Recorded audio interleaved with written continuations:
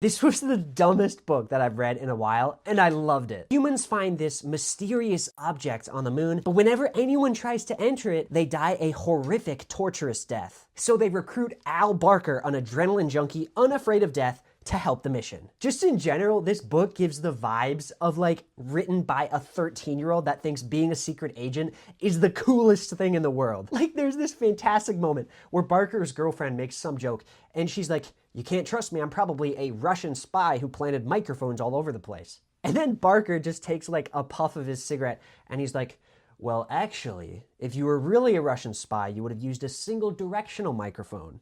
Like, he literally hits us with the Reddit, actually. And a lot of this book is just stuff like that, honestly. Every single character in this book is pretty much a copy-paste of a stereotypical science fiction character archetype. You've got the ex-military badass. You got the middle-aged nerdy scientist. You got the eye-candy girlfriend. You got the sleazy cigar-smoking businessman. The thing is, though, none of this stuff really made me want to put the book down, though. In fact, the characters were all awful people, but they kind of grew on me. And if you told me a chapter into this book that this book would have some of the most thoughtful theme work of any book that I've read recently, I would have said no way. But against all odds, man, there are some scenes where Budrus seems to stumble into delivering some really incredible messages. There's some really interesting interpersonal stuff, but the real beauty of this book is its commentary on death. And one of the characters in particular, man, he has this really emotional battle with this, and he voices this fear that I've honestly had, and I've never been able to say it how Budrus says it in the book. Basically, one of the characters talks about all those things that you have deep in your mind that nobody else knows. Your deepest thoughts, your fears, your secret crushes, your biases that you're afraid to share,